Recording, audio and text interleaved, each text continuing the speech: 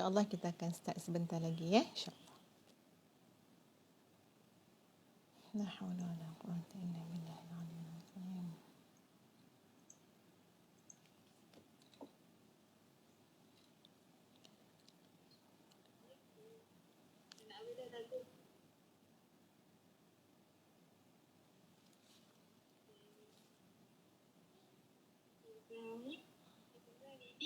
Okey, insyaAllah.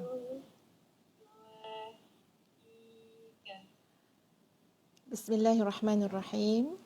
Assalamualaikum warahmatullahi wabarakatuh. Allahumma lakal hamdu hatta tarda, wa lakal hamdu idza radita, wa lakal hamdu ba'da ar-ridha, wa usalli wa usallim ala nabiyyina wa habibina wa syafi'ina Muhammad sallallahu alaihi wasallam wa ala alihi wa ashabihi ajma'in. Allahumma inna nas'aluka ridhaka wal jannah wa na'udzu bika min sakhatika wan nar. Allahumma inna na'udzu bika min ilmin la yanfa' wa min qalbin la yakhsha' wa min nafsin la tashba' wa min du'ain la yusma' wa na'udzu bika min haula'il arba'. Amin amin ya rabbal alamin. Sahabat-sahabat yang dikasihi, adik-adik, anak-anak ya yang berada bersama dengan ustazah dalam di live IG kita, dan juga sahabat-sahabat tuan puan budiman ya di Facebook live page ustazah pada hari ini. Alhamdulillah, kita bersyukur kepada Allah Azza wa Jalla. Allah memberikan kita kekuatan, Allah mengingatkan kita ketika mana kita lupa, Allah memberikan kita jalan ya untuk insya-Allah untuk kita memahami Al-Quran, untuk kita berada dalam majlis ilmu. Benar ya, kalau boleh malam-malam macam ni kan senangnya berehat ya, senangnya berehat. Tapi insya-Allah lillah ya, lillahi taala, insya-Allah Allah tidak akan sia-siakan ya kesungguhan kita dalam menuntut ilmu ini. Nak dibandingkan dengan ulama-ulama, dengan salafus salih, ia terlalu jauh beza dia. Ya, terlalu jauh. Sekarang hari ini ilmu mendatangi kita. Ilmu mendatangi rumah kita, mendatangi media sosial kita, ya. Kalau zaman dulu sahabat-sahabat semua, adik-adik, anak-anak, ya, nak dapatkan ilmu tersebut, nak tahu kesahihan satu hadis dan sebagainya, masya-Allah, ya, berbulan musafir. Ya, lama sangat tempoh. Keluar daripada kampung, ya, hijrah ke tempat lain, masya-Allah, ya, tabarakallahu ahsanul khaliqin. Jadi sebagai mukaddimah malam ini untuk tadabbur suratul Waqiah, ustazah mengajak kita semua ya untuk memulakan dengan Ummul Quran Al-Fatihah. A'udzu billahi minasy syaithanir rajim. Bismillahirrahmanirrahim. Alhamdulillahi rabbil alamin. Ar-Rahmanir Rahim. Maliki yaumiddin. Iyyaka na'budu wa iyyaka nasta'in. Ihdinas siratal mustaqim. Siratal ladzina an'amta 'alaihim ghairil maghdubi 'alaihim waladdallin. Amin. Baik sahabat semua, insya-Allah pada malam ini kita akan mulakan tadabbur suratul Waqiah, di mana suratul Waqiah ini sahabat-sahabat, adik-adik, tuan-puan sekalian, adalah surah dikategorikan sebagai surah Makkiyah. Ya, surah Al-Waqiah ini menyebut tentang persoalan hari kiamat, ia menyebut tentang persoalan syurga, neraka, golongan-golongan, 3 golongan yang terbahagi ketika mana pada hari akhirat. Dan dilihat surah Al-Waqiah ini sahabat-sahabat sekalian umpama kesinambungan, ya, umpama satu surah dengan surah Ar-Rahman. Jadi ada pendapat yang mengatakan seumpamanya surah Al-Waqiah dengan surah Ar-Rahman. Jadi kalau kita tengok dalam Al-Quran, sebelum surah Al-Waqiah adalah surah Ar-Rahman. Jadi apa kata sebahagian daripada ulama tafsir? Seumpama surah Ar-Rahman dan surah Al-Waqiah ini macam 2 surah dalam satu surah. Umpama 2 dalam 1. Kenapa ada ulama berkata demikian? Ya, sebab melihat kepada kerana melihat kepada permulaan surah Ar-Rahman dan juga pengakhiran ya surah Al-Waqiah itu sendiri. Dalam permulaan surah Ar-Rahman ia menyebut tentang Al-Quran, dan pada pengakhiran ya surah Al-Waqiah juga ada menyebut tentang Al-Quran. Ya, contohnya pada ayat innahu laqur'anun karim fi kitabim maknun. Jadi seolah-olahnya macam di sana awalnya, di sini akhirnya. Itu sebahagian berpandangan ya, yang menunjukkan pada pandangan tersebut kedekatan ya, kolerasi hubungan di antara surah Ar-Rahman dengan surah Al-Waqiah itu sendiri. Nanti insya-Allah kita akan bacakan ya ayat 1 hingga 12 terlebih dahulu, tapi ustazah nak nak ceritakan dulu tentang surah Al-Waqiah ya pada mukadimahnya. Jadi surah Al-Waqiah ini sahabat-sahabat sekalian, anak-anak semua, ada 96 ayat. Ya, 96 ayat, dan dinamakan dengan nama Suratul Waqiah kerana memang pada permulaan ayat pembukaan surah ini memang ada disebutkan perkataan Al-Waqiah itu. Dan perkataan Al-Waqiah itu adalah antara nama ya, Al-Waqiah ini adalah nama kepada hari kiamat. Jadi hari kiamat ni datang dengan macam-macam bentuk nama. Al-Haqqah, ya, itu maksudnya pun kiamat juga. Ya, Al-Qari'ah dan sebagainya. Dan pada pada surah Al-Waqiah ini disebut tentang Al-Waqiah yang merujuk kepada ya kejadian hari kiamat yang pasti akan terjadi. Jadi insya-Allah sahabat-sahabat sekalian, ya, kita akan baca suratul Waqiah ayat 1 hingga 12. Cuma sebelum itu ustazah ingin nyatakan tentang keutamaan surah ya terlebih dahulu. Ada terdapat sejumlah hadis yang berbicara tentang keutamaan suratul Waqiah. Dan ustazah percaya sahabat-sahabat, adik-adik, anak-anak semua, ya, kita dah selalu dengar tentang keutamaan suratul Waqiah, ya, sama ada kita tahu, kita hafaz ataupun tidak matan hadis tersebut, tapi ustazah percaya kita pernah dengar. Kita dapat memahami mafhum daripada hadis-hadis yang dulunya kita pernah dengar tentang keutamaan suratul Waqiah. Tapi apakah persoalan dia? Di mana persoalan dan isunya di mana? Walaupun dalam keadaan kita sudah tahu betapa besarnya keutamaan suratul Waqiah, yang sebentar lagi ustazah akan ulang balik sejumlah hadis yang membicarakan tentang keutamaan surah ini. Walaupun kita dah tahu sahabat-sahabat, adik-adik, anak-anak sekalian, tapi barangkali segelintir kita masih lagi belum berkeupayaan untuk istiqamah membaca suratul Waqiah pada setiap malam. Dalam sebuah hadis Nabi SAW, ya, Nabi bersabda, "Man qara'a suratul Waqi'ati kulla lailah lam tusibhu faqatun abada." Barang siapa membaca surah Al-Waqiah setiap malam, maka dirinya tidak akan mengalami kefakiran dan kekurangan.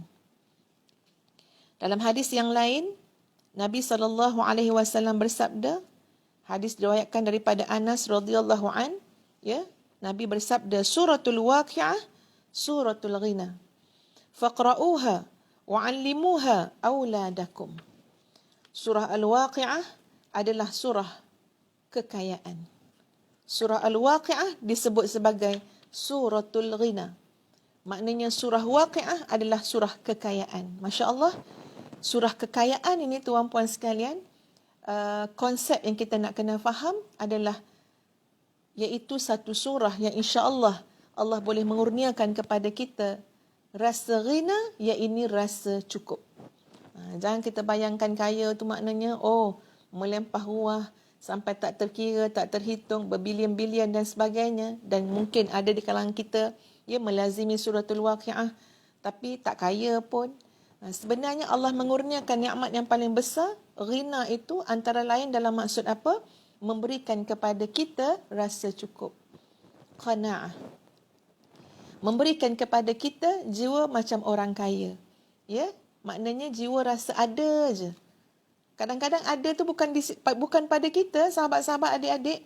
tapi kerana kita tenang, yakin, percaya adanya di sisi Allah Azza wa Jalla. Kerana keyakinan kita ada di mana? Di sisi Allah Azza wa Jalla. Ada di mana? Pada Allah. Dan Allah boleh mengurniakan pada bila-bila masa. Jadi Masya Allah, Nabi sebutkan suratul waqi'ah, suratul ghina, faqra'uha. Jadi bila disebut tentang surah Al-Waqi'ah ini adalah surah kekayaan, boleh bagi kita rasa cukup, maka apa yang kita patut buat? Yang patut kita buat, faqra'uha, maka bacalah surah Al-Waqi'ah. Ya, faqra'uha, maka bacalah surah Al-Waqi'ah, wa'allimuha auladakum, dan kamu ajarkanlah anak-anak kamu suratul Waqi'ah. Sebab tu Ustazah jemput ni anak-anak Ustazah, dengarlah juga Umi tadabbur Quran ni, insya-Allah lah, insya-Allah ada yang dengar kan, jadi ajarkan kepada anak-anak kalian suratul Waqi'ah. Ad-Dailami meriwayatkan daripada Anas radhiyallahu an dalam bentuk riwayat marfu', allimu nisa'akum suratul Waqi'ah fa innaha suratul ghina. Ajarilah kaum perempuan, maknanya Anas radhiyallahu an berkata, ajarilah kaum perempuan, maknanya kaum perempuan kalian, nisa'akum, sama ada isteri kalian, sama ada anak perempuan kalian, orang perempuan dalam keluarga kita, ajarilah mereka, allimu nisa'akum suratul Waqi'ah, ajarilah mereka surah Al-Waqi'ah.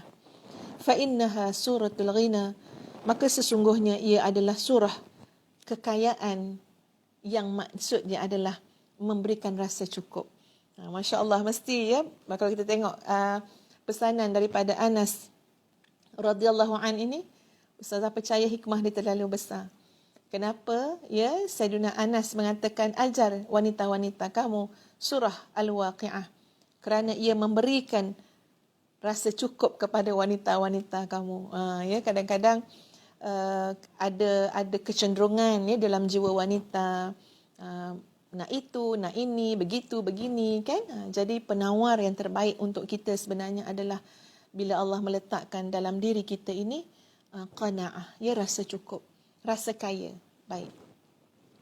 Imam Ahmad meriwayatkan daripada Jabir bin Samurah radhiyallahu an, ia berkata, kana Rasulullah sallallahu alaihi wasallam yusalli salawati ka nahwi min salatikum allati tusalluna al-yawm, walakinnahu kana yukhaffif, kanat salatuhu akhaffa min salatikum, wa kana yaqra'u fil fajri al-waqi'ah wa nahwaha min as-suwar. Nabi sallallahu alaihi wasallam melaksanakan salat dalam bentuk seperti salat yang biasa kalian lakukan pada hari ini.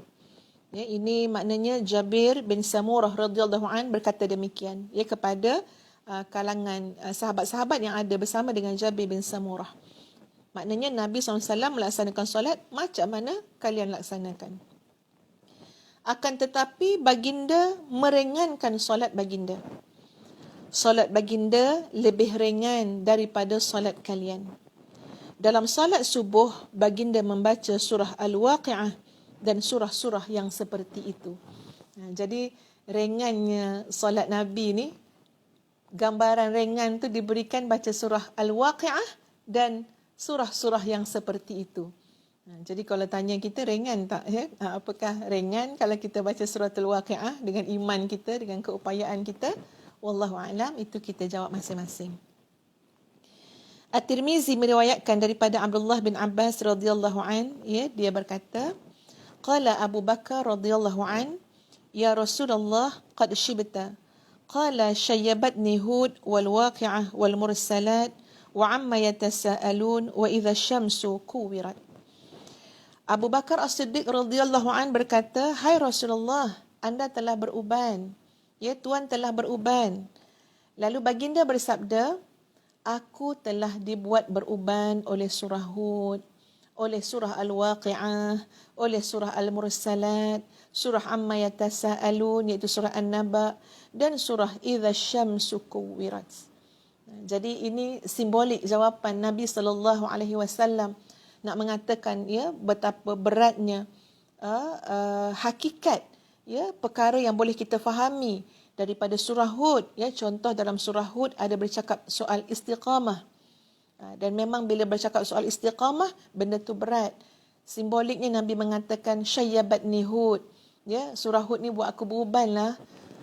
Kemudian suratul Waqi'ah, surah Al-Mursalat, surah An-Naba. Ini adalah surah tentang berita-berita besar. Ya, surah tentang hari kiamat, hari pengakhiran, ya, masya-Allah, hari pembalasan. Jadi ini semua gambaran ya bahawa ayat-ayat ini benar-benar memberikan kesan yang amat hebat kepada baginda Rasulullah sallallahu alaihi wasallam.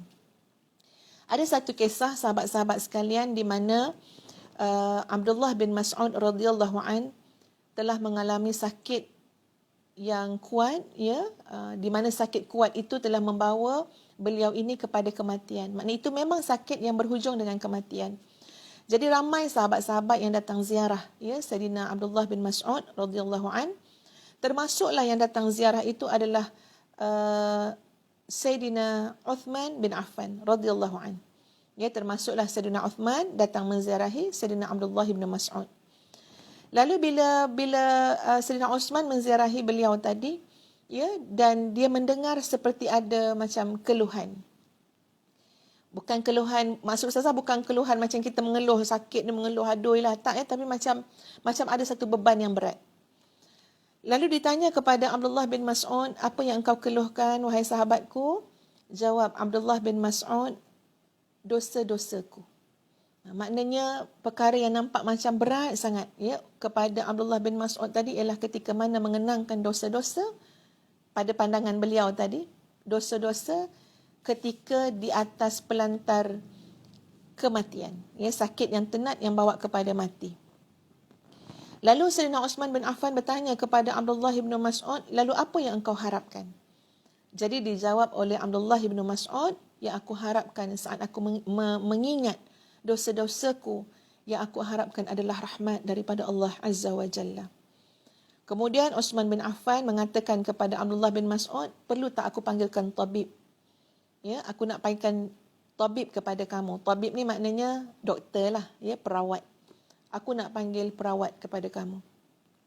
Sebab nampak kamu sakit yang berat. Lalu dijawab oleh Abdullah bin Mas'ud, tabiblah. Tabib aku lah yang telah memberikan aku sakit. Sebenarnya itu ayat tu memberi maksud, aku sakit ni pun kerana yang maha menyembuhkan juga yang memberikan aku sakit. Jadi semacam Abdullah bin Mas'ud mengatakan, tak apalah, tak payah tabib lah, semuanya akan kembali kepada Allah. Ya, daripada Allah juga datang penyakit ni dan Allah juga akan sembuhkan. Ya, sebab dia menolak Uthman bin Affan untuk membawakan tabib.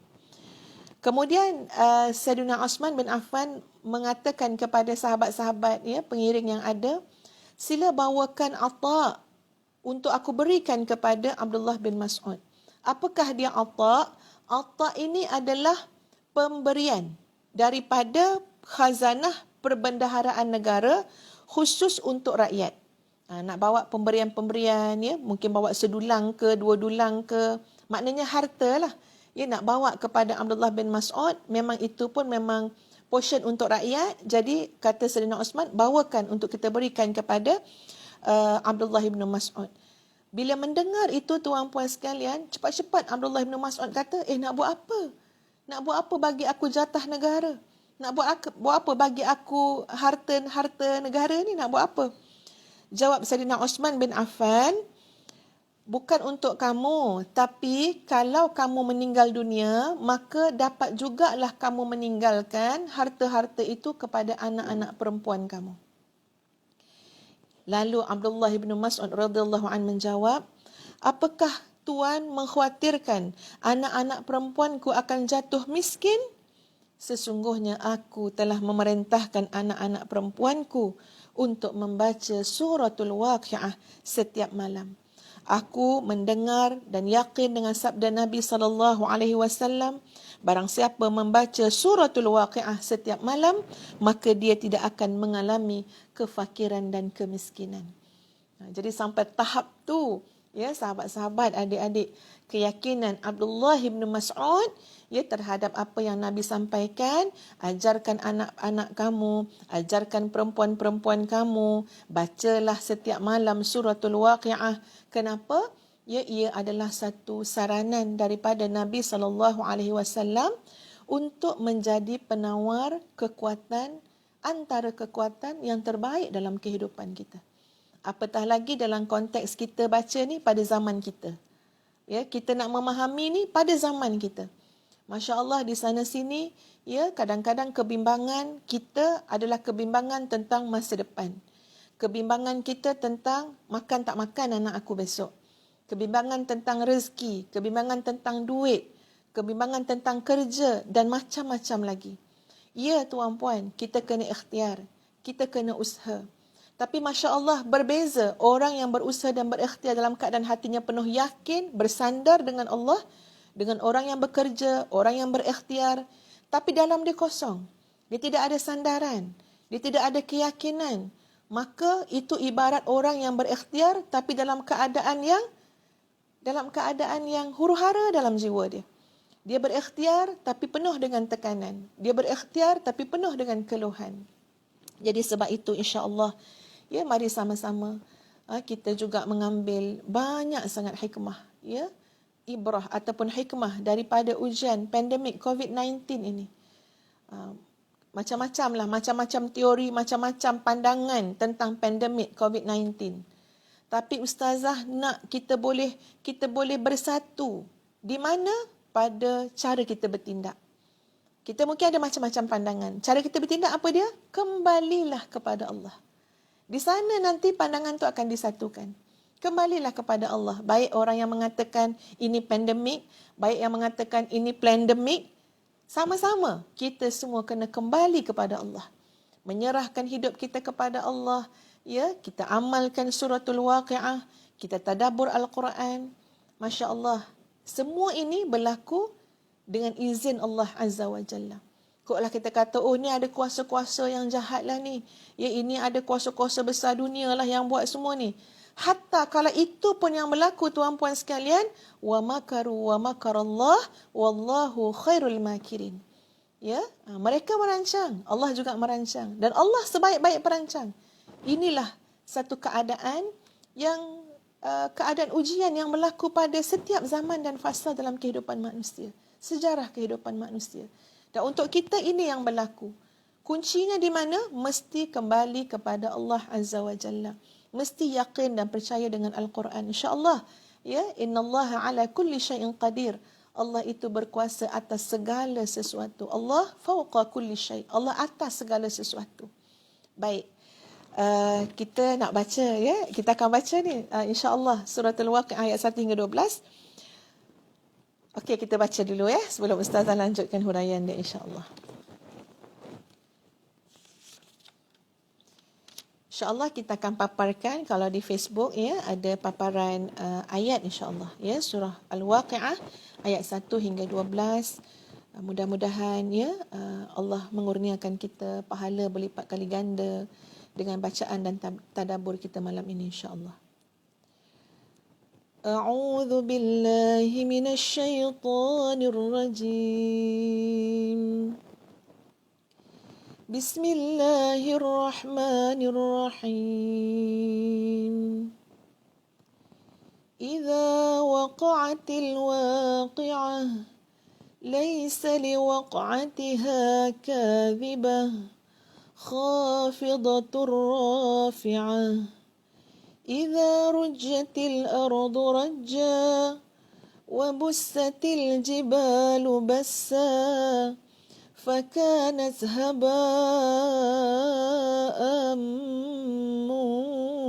منبثا وكنتم أزواجا ثلاثة فأصحاب الميمنة ما أصحاب الميمنة وأصحاب المشأمة ما أصحاب المشأمة والسابقون السابقون أولئك المقربون في جنات النعيم. Sadaqallahul Azim. Maksud ayat tadi ialah idza waqa'atil waqi'ah, apabila terjadinya hari kiamat, laisa liwaq'atiha kadhibah, terjadinya tidak dapat didustakan, tidak dapat disangkal, khafidatur rafi'ah, kejadian itu merendahkan satu golongan dan meninggikan golongan yang lain, idza rujjatil ardu rajja, apabila bumi digoncangkan sedahsyat-dahsyatnya dan gunung ganang dihancur luluhkan sehancur-hancurnya, maka jadilah ia debu yang berterbangan. Dan kamu akan menjadi 3 golongan, iaitu golongan kanan, alangkah mulianya golongan kanan itu, dan golongan kiri, alangkah sengsaranya golongan kiri itu. Dan orang yang paling dahulu beriman, merekalah yang paling dahulu masuk syurga. Mereka itulah orang yang dekat kepada Allah, berada dalam syurga yang penuh dengan kenikmatan. Itu adalah terjemahan daripada 12 ayat yang telah Ustazah bacakan sebentar tadi. Sahabat-sahabat sekalian, sebelum Ustazah menjelaskan tentang ayat-ayat yang telah kita bacakan sebentar tadi, Ustazah nak kongsi dengan sahabat-sahabat ya. Okey. Ustazah nak kongsikan satu plan tindakan insya-Allah untuk kita menjadi lebih dekat dengan Al-Quran. Bila kita sebut lebih dekat dengan Al-Quran, maknanya insya-Allah mudah-mudahan kita menjadi golongan yang dekat dengan Allah Azza wa Jalla. Ya Allah dekatkan kepada kita segala kebaikan. Ya Allah dekatkan kepada kita rahmah, keberkatan, keampunan dan sebagainya. Jadi sebab itu Ustazah mencadangkan, ini kita borak-borak lah ya sahabat-sahabat ya, adik-adik anak-anak. Saya sangat mencadangkan. Kita dah belajar banyak sangat perkara pada ujian besar pandemik COVID-19 ni. Daripada kita start PKP, sahabat-sahabat sekalian, bulan 3 tahun 2020, sampailah sekarang Januari 2021, macam-macam yang berlaku, ya, yang berlaku sama ada kepada kita secara individu, keluarga kita, ataupun kita melihat masyarakat di Malaysia, kita melihat ummah di seluruh dunia. Ya, hari ini kita semua, bukankah dunia itu di hujung jari, simbolik kepada ya kepesatan, kemajuan sains dan teknologi, kelajuan satu-satu berita sampai kepada kita. So kita pun mengikuti benda tu. Jadi maknanya apa? Masya Allah, kita dapat cepat mengambil ibrah. Kita dapat cepat untuk ta'ammul. Ini kita kata Quran ni tadabbur. Ya, bila kita kata ta'ammul, kita cepat menjadi pemerhati. Ya, kemudian kita cepat merenung, membuat refleksi, muhasabah kepada diri, kepada kehidupan kita terhadap ujian yang berlaku kepada kita semua hampir setahun yang telah kita lalui. Jadi apakah dengan ujian yang hampir setahun dan ujian ini Masya Allah 100 tahun baru berlaku. Contoh macam itulah ya, maknanya dalam tempoh 100 tahun ini ya ujian virus ni. Jadi bila ujian tu berlaku kepada kita sahabat-sahabat sekalian, apakah itu tidak boleh membentuk satu plan design yang besar daripada kita sendiri untuk merubah kehidupan kita? Ataupun kita hanya menjadi orang yang tengok je apa yang berlaku, okeylah ikutlah apa nak jadi jadilah. Ada sikit-sikit buat perubahan, tapi perubahan bukan dalam bentuk satu design yang melibatkan pola kehidupan yang besar. Jadi Ustazah mencadangkan ya kepada adik-adik, anak-anak, sahabat-sahabat sekalian, cuba kita buat kerangka 10 tahun kehidupan kita. Ya, kita boleh buat setahun, kita boleh buat 5 tahun. Ya, tapi kalau macam Ustazah, ya Ustazah buat 10 tahun, kenapa? Sebab Ustazah fikir macam ni, sekarang umur Ustazah 46 tahun. Saya kata Masya Allah, kalau andai katalah ya, yang tertulisnya di sisi Allah, boleh lagi lah pergi sampai 10 tahun, apa benda yang 10 tahun tak aku nak buat?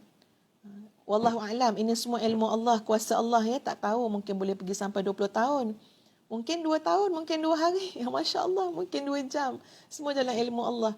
Tapi kita nak merancang, so kita letak insya-Allah mudah-mudahan, kalaulah sampai 10 tahun yang Allah berikan kepada aku, biarlah nampak melalui keazaman kita tu, apa benda yang berlaku, apa benda yang kita nak buat, yang kita nak azamkan untuk 10 tahun. Ya, semalam kan tuan-puan sekalian, semalam Ustazah sharekan tentang hadis-hadis Nabi SAW tentang bab solat. Cuma tak habis lagi. InsyaAllah minggu depan panjang umur kita sambung. Sebenarnya ada satu hadis Nabi SAW ya, yang maksud dia ataupun mafhum dia begini. Ada seorang laki-laki tuan-puan sekalian, dia meninggal dunia. Katalah ada dua orang yang saling kenal mengenal ataupun saling bersahabat. Salah seorang meninggal dunia, mati syahid. Dengar baik-baik. Salah seorang meninggal dunia, mati syahid. Kemudian yang seorang lagi tu, dia masih hidup, dia tak meninggal dan dia hidup beberapa tahun. Ya. Nanti insya-Allah minggu depan kita akan tengok betul-betul ya matan hadis tersebut. Jadi apa yang berlaku ialah ada seseorang yang lain ya yang bermimpi dan bertanyakan kepada Rasulullah sallallahu alaihi wasallam bagaimana dia melihat bahawa yang tak mati syahid tu, maknanya yang masih hidup lama lagi lepas tu baru meninggal dunia, tapi kedudukan dia, pahala dia, ganjaran dia lebih utama, lebih hebat lagi berbanding yang awal tadi yang mati syahid. Okey. Lalu di antara jawapan Nabi SAW, di antara pemahaman kita terhadap jawapan Nabi SAW ialah merujuk kepada apa? Kerana tadi orang yang dipanjangkan lagi, dilebihkan usianya oleh Allah Azza wa Jalla tadi, kamu tengok tak bagaimana solat dia? Makna dia apa? Dia dengan usia yang lebih panjang, dia berpeluang untuk solat.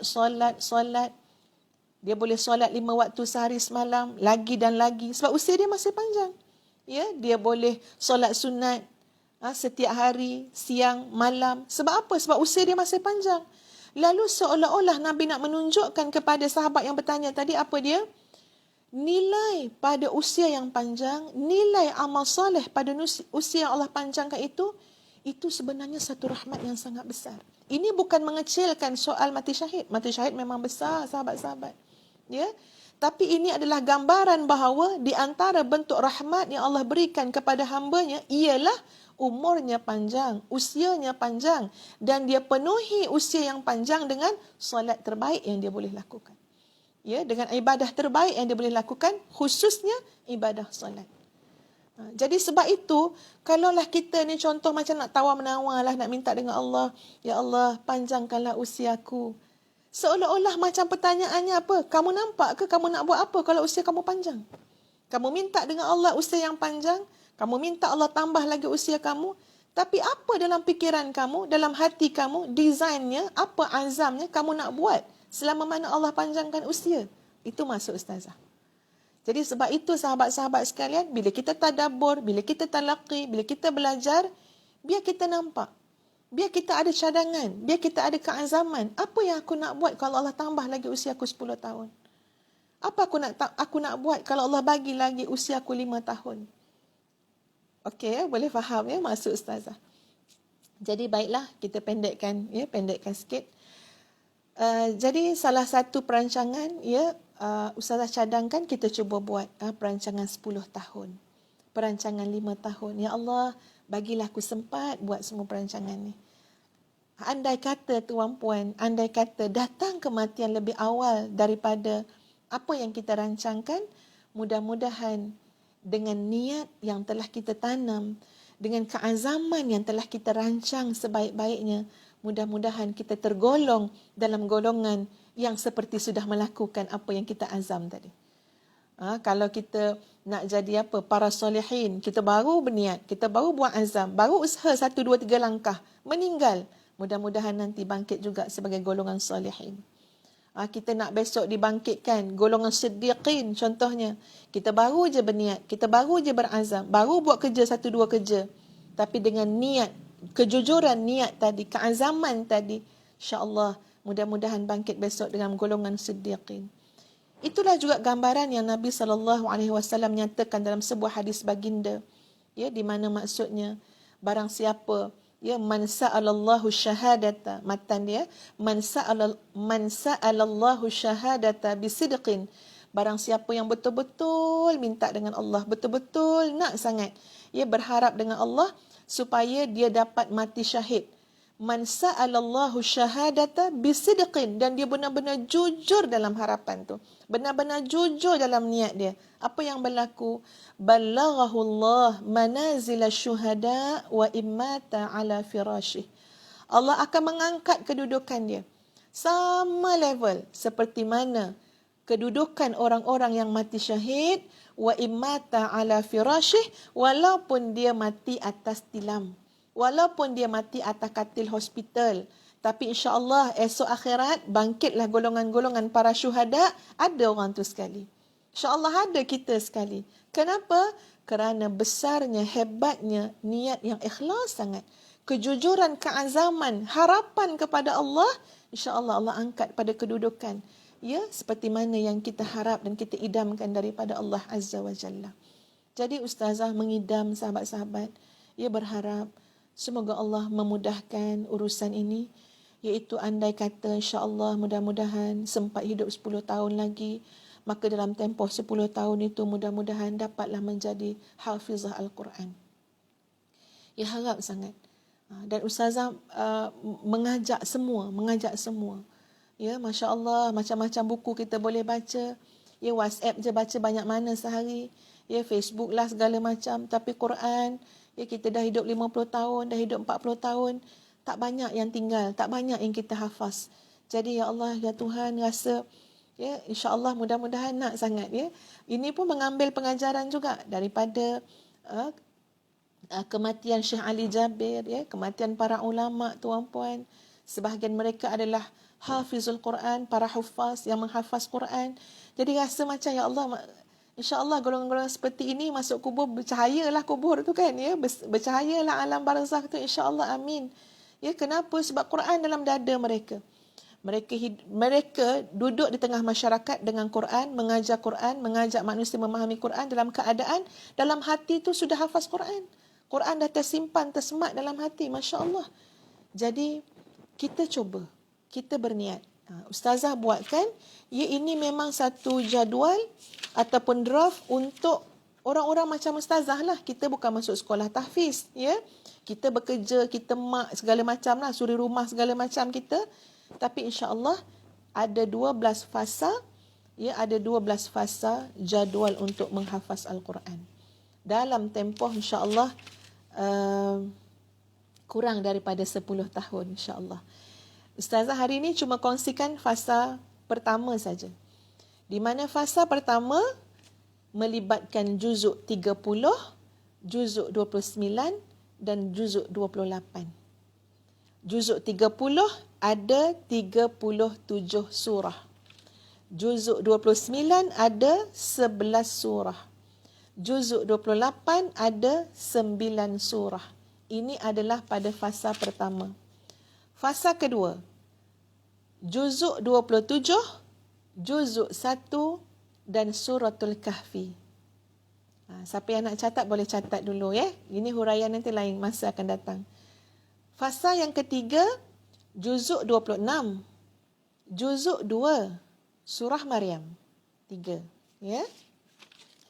Fasa yang keempat, juzuk 25, juzuk 3 dan surah Taha. Fasa yang kelima, juzuk 24, juzuk 4 dan surah Al-Anbiya. Semuanya ada 12 fasa. Susunan ini meraihkan psikologi manusia. Kalau dia mula daripada juzuk 1, dia rasa jauh nak sampai juzuk 30. Kalau dia mula juzuk 30, jauhnya nak kembali kepada juzuk 1. Jadi susunan atur 12 fasa ini mengambil kira 3 juzuk, 30, 29, 28, mantap, itu kena selalu diulang-ulang. Kemudian ustazah pilihkan juzuk yang belakang, digabungkan dengan juzuk yang depan dan digabungkan dengan daripada juzuk yang tengah, juzuk 15, surah Al-Kahfi, surah Maryam, surah Al-Anbiya, surah Taha. Nanti dia akan bercantum daripada belakang, daripada depan dan daripada tengah. Meraihkan psikologi kita orang tua-tua nak menghafal ni. Tak nak rasa jauh sangat nak menyampai tu. So kita bawa, tarik depan, belakang, tengah dan insya-Allah tuan-puan. InsyaAllah, ya. Susun dulu fasa tu, kita tengok dulu. Ya, tengok surah apa yang ada pada juzuk sekian-sekian. Contoh macam yang Ustazah buat ni, juzuk 30. Kita tulislah, ya. Tak nampak sangat kan. Tulislah ada 37 surah. 37 surah. Jadi surah An-Nas dah hafal, surah Al-Falaq, Al-Ikhlas, Al-Lahab, An-Nasr, Al-Kafir, ini insya-Allah ramai yang hafal. Okey, kita tinggal sikit-sikit dekat atas tu. Jadi kita pun, ya, kemudian dah hafaz, kita tadabbur. Kita bawa dalam solat sunat. Jadi seolah-olah ini adalah percubaan kita, ini adalah usaha dan kesungguhan kita insya-Allah, Allahul Musta'an, untuk menyibukkan hidup kita, fikiran kita, hati kita dengan Al-Quran. Kalau kita tak sibukkan dengan Al-Quran, dengan kebaikan, dengan kebenaran, kita akan sibuk juga. Sibuk bergosip, sibuk dengan benda-benda tak apa-apa yang melalaikan. Ya, kita akan sibuk juga. Jadi mari sahabat-sahabat, ya, biar ada perbezaan. Khususnya ialah Ustazah pun mengingatkan diri sendiri juga, biar ada maknanya ialah kesungguhan, ya. Berbezalah kita maknanya daripada kita yang dulu dengan kita yang sekarang, insya-Allah mudah-mudahan disibukkan dengan perkara-perkara yang bermanfaat, ya, dengan kalamullah dan sebagainya. Jadi itu agenda, maknanya azam, ya, tindakan yang pertama yang Ustaz telah sebut dalam IG, ya, dalam Facebook siang tadi. Ustaz kata Ustaz akan kongsikan, ya, supaya kita semua insya-Allah benda yang boleh tiru, kita tiru, ya, kita sama-sama ikut insya-Allah. Jadi itu di antaranya. Sahabat-sahabat sekalian, idza waqa'atil waqi'ah, apabila terjadinya hari kiamat, terjadinya tidak dapat didustakan. Jadi insya-Allah Ustaz percaya, bercakap dengan semua orang yang yakin bahawa hari kiamat tidak dapat untuk didustakan. Ia adalah sesuatu yang pasti berlaku. Sekarang pun kita dah melihat bagaimana dunia ini semakin melemah. Ya, dunia ini semakin menuju kepada kehancuran. Lihat zaman kita dulu, zaman Ustazah kecil dulu dengan sekarang pun, Masya Allah, jauh beza. Ya, jauh beza dari sudut ketenangan dunia, ya, dan sebagainya. Dulu masa saya kecil-kecil, masa Ustazah kecil-kecil, Masya Allah, ya, naik kapal terbang ni best sangat. Bukan makna naik kapal terbang selalu, pernahlah sekali dua, tapi selalu mengidam bestnya tengok orang naik kapal terbang. Dan memang nampak orang naik kapal terbang ni macam selesa aje. Ya, tak jarang dengar cerita-cerita begitu begini kan, tapi bila dah berada pada zaman sekarang, macam-macam lah. Kadang-kadang cuacanya tidak bagus untuk apa, penerbangan, dengan awannya, dengan ributnya, dengan macam-macam. So kita nampak semuanya dah jadi tidak senada, ya, tidak seiring. Ini gambaran kepada apa? Gambaran kepada, ya, dunia ini sudah sangat tua. Dunia ini sudah sangat tua. Ustazah pernah kongsikan juga dalam talaqi kita, ya, surah Al-Mulk, bagaimana mungkin boleh kaji, boleh tengok dalam YouTube, ya, di bawah tajuk India 2050, ya, 2050 India 2050. Sahabat-sahabat sekalian, bagaimana gambaran oleh para saintis nak menunjukkan tentang kesan pemanasan global. Maknanya bukan India je lah, itu kajian pada India, tapi pada kita semualah. Kalau panjang usia sampai tahun 2050 lah dunia ni, macam mana agak-agaknya dengan apa yang berlaku sekarang? Sekarang pun dah berlaku pemanasan global, maka dalam gambaran para saintis, sahabat-sahabat sekalian, manusia tak bekerja dah pada waktu siang. Tak mampu. Kenapa? Sebab udara pun warna oranye. Ya, macam kita pakai lampu merah. Pada waktu siang tu ada matahari, tapi macam pakai lampu merah. Kenapa? Kerana pemanasan global. Nak keluar bekerja pun tak sanggup siang-siang, manusia takkan dapat duduk rumah atas tanah, tapi nak cuba duduk rumah bawah tanah, kemudian letak aircon, tapi di bawah tanah. Ya, sebab apa? Sebab haba tu terlalu kuat. Dan tak perlu rumah yang besar-besar, kerana apa? Sebab ruang yang kecil untuk bagi kesejukan tu lebih tinggi dengan alat-alat penyejuk dan sebagainya. Dan keluar bekerja pada waktu malam. Keluar bekerja pada waktu malam pula dengan pakai apa? Topeng oksigen. Bukan topeng macam hari ni, tapi topeng yang panjang-panjang moncong itu kan, ya. Macam tu keluar bekerja. Masya Allah. Dan digambarkan 2050 krisis kemanusiaan sangat teruk. Manusia bergaduh, manusia berkelahi, manusia sanggup berbunuh-bunuhan, tak ngaku saudara. Kenapa? Bukan berebut harta. Bukan berebut pangkat, bukan berebut jawatan, tapi berebut setitis air. Peluang untuk dapatkan air. Sanggup berkelahi, sanggup bergaduh. Masya Allah, apa akan jadi dunia ni? Masya Allah, subhanallah. Dunia memang sudah menuju kepada kerosakan dan kehancuran. Kiamat pasti akan berlaku. Tidak ada orang yang boleh menidakkannya. Khafidatur rafi'ah. Dan apa yang berlaku, sahabat-sahabat sekalian, disebut pada ayat yang ketiga ini, ketika mana berlakunya hari kiamat itu, disebutkan salah satu cirinya adalah khafidatur rafi'ah. Itu adalah hari, dengar baik-baik sahabat-sahabat semua, hari kiamat itu adalah hari yang akan dihinakan, maka akan dihinakan oleh Allah. Yang akan dimuliakan, maka akan dimuliakan oleh Allah Azza wa Jalla. Itu adalah hari manusia akan mengetahui pengkelasan kedudukan masing-masing pada hakikat yang sebenar. Dan benda itu berlaku masa kita kat dunia. Kat dunia pun ada kelas sosial, tuan-puan. Kat dunia pun ada pengkelasan juga. Ada orang dimuliakan, ada orang dipandang hina. Ada orang dipandang tinggi, ada orang dipandang rendah. Ya, kat dunia berlaku juga keadaan, situasi seperti itu. Dan pada orang yang merasakan itu, akan ada rasa-rasa yang berbeza dan berlainan. Orang yang dipuja, yang dipuji, yang ditinggikan, yang dihormati, yang diberikan gelar dan pangkat. Wah, rasa apa? Rasa sedap je duduk atas dunia ni. Lena je tidur. Tidur pun senyum. Sebab apa? Yelah, keluar rumah je, orang tabik spring kat kita. Jumpa orang je, orang sayang kat kita, orang angkat kita dan sebagainya. Demikian juga kat dunia. Orang yang kalau dia muncul je, orang hinakan dia. Dia keluar je, orang pandang rendah pada dia. So apa yang dia rasa? Allahu Akbar, dia rasa tak seronok, tak selesa. Rasa memencil diri, rasa nak menjauhkan diri dan sebagainya. Itu kat dunia. Tapi kita kena ingat, pengkelasan di dunia, macam mana layanan orang lain kepada orang lain di dunia, itu bukan perkara yang benar pada hakikat dia. Sebab kecenderungan manusia ni, sahabat-sahabat sekalian, meletakkan pandangan yang tinggi kepada orang yang ada harta, kepada orang yang ada pangkat kedudukan, kepada orang yang ramai follower, kepada orang yang banyak ilmu, kepada banyak sangatlah dia punya ciri-ciri tu yang manusia akan angkat. Dan kadang-kadang kalau tak ada harta, orang tak pandang.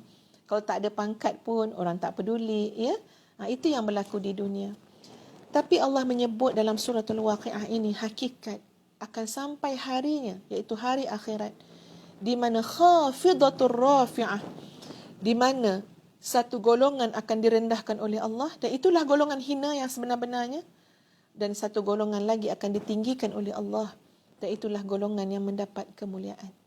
Walaupun telah disebut dalam Al-Quran, selalu dijelaskan juga oleh Nabi SAW, inna akramakum indallahi atqakum, sesungguhnya semulia-mulia kamu di sisi Allah adalah yang paling bertakwa kepada kamu. Tapi kadang-kadang nampaknya pada dunia hari ini, takwa tu tidak menjadi satu ciri yang jelas sangat untuk maknanya orang menyantuni orang lain, sebab ni dunia punya hal, tuan-puan sekalian. Tapi pasti jaminan akhirat besok kita akan melihat bagaimana orang-orang yang bertakwa ini akan dimuliakan oleh Allah Azza wa Jalla. Takwa, tuan-puan, orang yang betul-betul menjaga warak dia, takut terjebak kepada yang haram, lalu dia pun menjauhi, hatta kepada yang syubhah pun dia lalui. Masya Allah, hebatnya takwa dia. Orang-orang ini, golongan-golongan seperti ini akan diangkat, dimuliakan oleh Allah Azza wa Jalla. Jadi sahabat-sahabat, kita kena ada keazaman yang demikian. Ya Allah, andai katalah boleh aku ni hidup 10 tahun lagi ke, ataupun berapa tahun lah yang Allah bagi, maka inilah misiku ya Allah. Misi apa? Misi kita adalah kita nak cuba usaha dengan izin Allah, ikut pada syariat Allah, raikan pada sumber Al-Quran dan sunnah Nabi SAW. Kita nak cuba menjadi hamba Allah yang bertakwa, yang memiliki nilai-nilai yang insya-Allah akan Allah angkat di akhirat besok. Sebab kadang-kadang kita ni mungkin usia dah tua dah, umur dah 55 contohnya. Ya, tapi kita tu masih nampak status kat dunia je. Aku ni buat gini-gini ni, aku aim ni umur 58 nak dapat Datuk Seri. Contoh. Ya. Aku ni buat gini-gini, aku punya matlamat ni usia 60 nak dapat award tu lah, award ni lah. Jadi ini perkara yang agak rugi sahabat-sahabat semua. Sedangkan bila Allah berikan kita insya-Allah usia, kita nak usia yang penuh barakah. Bukan nak mencari ketinggian pada pandangan manusia. Ya, bukan nak mencari itu, bukan nak mencari tinggi-tinggi kat dunia, nak tinggi setara mana kat dunia. Ya, benda tu akan berhenti sebentar aja. Buahlah kita mendaki dunia ni, pagi, petang, siang, malam, kita kerah, tenaga, keringat, otak kita segala macam, yang padahal dalam hati kita tu menginginkan ketinggian di dunia, sekelip mata bila datangnya kematian, wajah sakratul maut bil haq, dan datanglah sakratul maut itu dengan benar sekali, sekelip mata runtuh segala usaha kita, penat lelah kita, semuanya menjadi haba'an manthura, semuanya menjadi sia-sia, menjadi debu-debu yang berterbangan. Dan setinggi mana pun yang kita capai dalam hidup kita ni, kalau kita meninggal dunia, paling baik orang kata kat kita, inna lillah wa inna ilaihi raji'un. Itu paling baik tu. Inna lillah wa inna ilaihi raji'un. Doalah pada kita. Ya Allah, ampunilah dia, rahmatilah dia. Orang bercakap pasal kita sehari, 2 hari, 3 hari. Lama-lama dunia akan digantikan dengan generasi yang lain, orang yang lain. Masya Allah, alangkah ruginya kita. Sedangkan, ya, insya-Allah mungkin umur kita di alam barzakh lebih lama daripada usia kita di atas muka bumi. Jadi buatlah sesuatu yang bijak, sesuatu yang bernilai dan berharga untuk usia yang lebih lama duduk di alam barzakh. Buatlah sesuatu yang insya-Allah bila akhirat besok kita menjadi golongan yang rafi'ah, ditinggikan oleh Allah, bukan khafidah, bukan golongan yang direndahkan oleh Allah. Ini benda yang akan berlaku, pasti akan berlaku. Dan alangkah azabnya, alangkah hinanya menjadi golongan yang dihinakan oleh Allah Azza wa Jalla. Idza rujjatil ardu rajja wa bussatil jibalu bassa fakanat haba'an mumbatha. Apabila bumi digoncangkan sedahsyat-dahsyatnya dan gunung ganang dihancur luluhkan sehancur-hancurnya, maka jadilah ia debu yang berterbangan. Dan kamu menjadi 3 golongan. Jadi ada banyak ayat-ayat Quran, ya, sahabat-sahabat menggambarkan gambaran kehancuran. Gunung ganang yang kita nampak bukan main kukuh lagi. Cuba duduk kat tepi gunung yang tinggi, tuan-puan sekalian, ya, katalah orang yang pergi naik gunung Everest ke apa, cuba ambil gambar.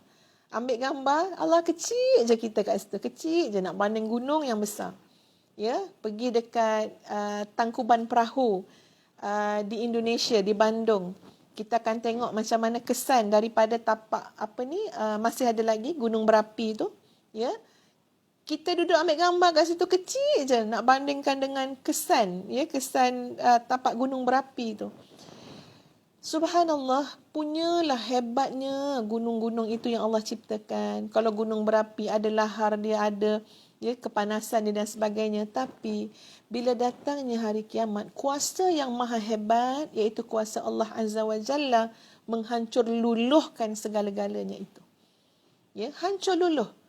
Dan Allah sebut dalam ayat ini, jadi debu berterbangan. Bumi ini Allah goncangkan. Kita, ya, kalau kita tengok baru beberapa skala Richter kan, ya. Itu pun kalau gempa bumi berlaku, dia punya pening tu boleh pengsan. Baru goncang-goncang sikit, kita bukan duduk kat tempat pusat gempa bumi tu, baru terasa sikit pun, itu pun boleh rasa, boleh macam orang kena vertigo. Ya, bayangkan ketika mana Allah goncangkan seluruh bumi ini, yang kemudian, ya, gunung ganang dihancurkan, maka jadilah debu berterbangan. Dan disambut kemudiannya pada ayat apa? Wa kuntum azwajan thalathah, dan kalian akan terbahagi kepada 3 golongan. Kita punyalah kat dunia ni macam-macam golongan nak jadi. Usahawan lah, golongan apa lagi? Profesional lah, golongan academician lah, ya, golongan asatizah lah, golongan pendakwah lah. Macam-macam golongan. Golongan jelitawan, golongan hartawan, golongan bangsawan. Tapi Allah bagi tahu, bila semua dah hancur lebur, datangnya hari kiamat, kamu 3 golongan saja. Ya, tak kira lah usahawan ke, jelitawan ke, apa wan pun, kau 3 golongan. Apa golongannya? Fa ashabul maimanati ma ashabul maimanah wa ashabul mash'amati ma ashabul mash'amah والسابقون السابقون أولئك المقربون في جنات النعيم. Pertama, golongan ashabul maimanah. Maka siapakah dia? Golongan ashabul maimanah.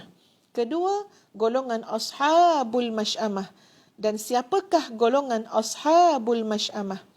Makna ashabul maimanah ini golongan kanan, ashabul mash'amah golongan kiri, dan golongan ketiga adalah golongan as-sabiqun ataupun kita kata muqarrabun, ya, golongan as-sabiqun iaitu golongan orang-orang yang terdahulu, paling dahulu beriman, paling dahulu masuk syurga, iaitu golongan orang yang dekat sangat dengan Allah Azza wa Jalla. Maka itulah 3 golongan yang akan Allah kategorikan pada hari kiamat. Tanyalah pada diri kita masing-masing, kita nak duduk golongan mana?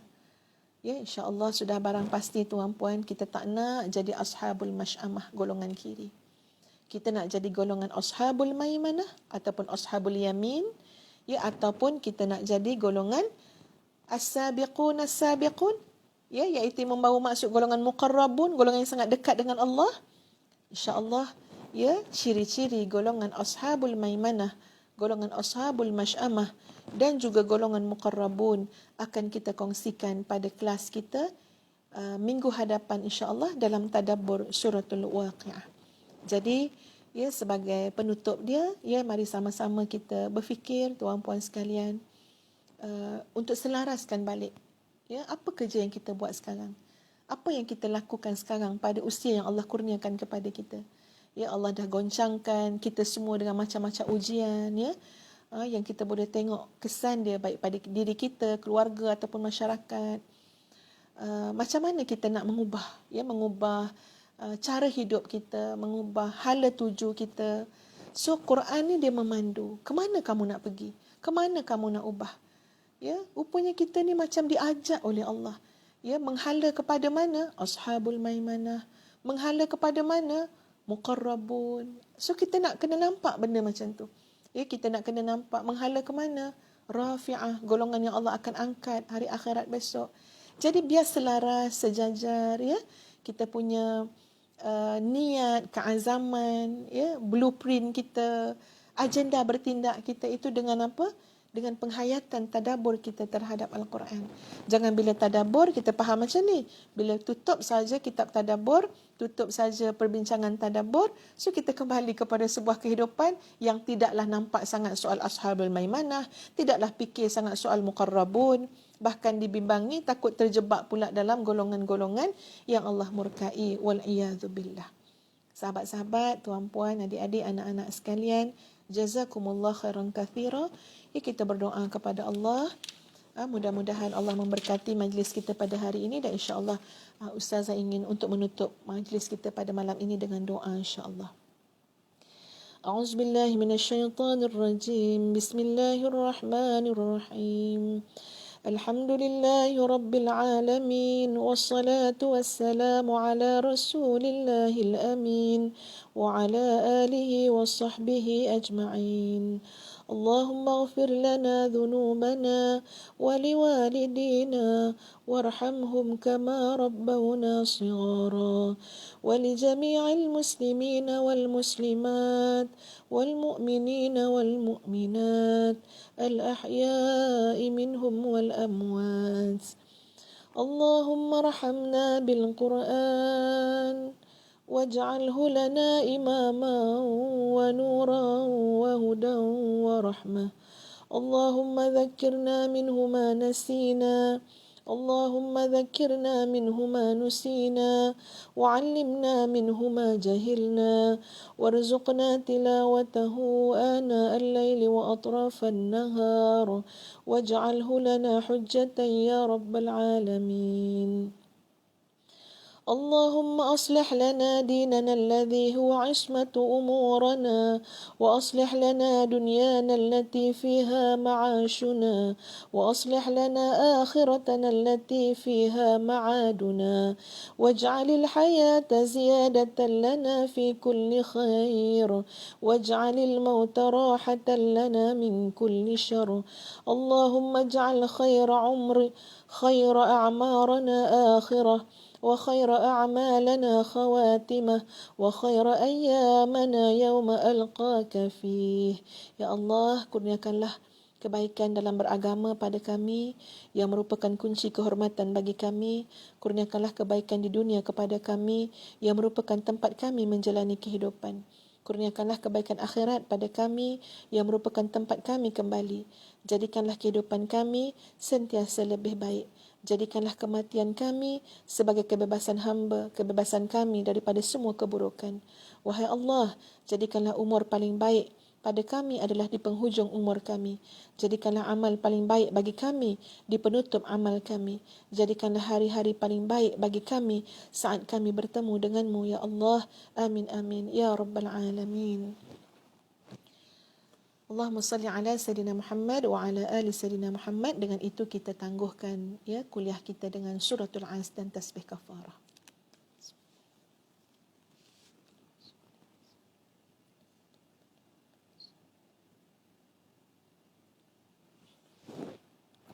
Assalamualaikum warahmatullahi wabarakatuh.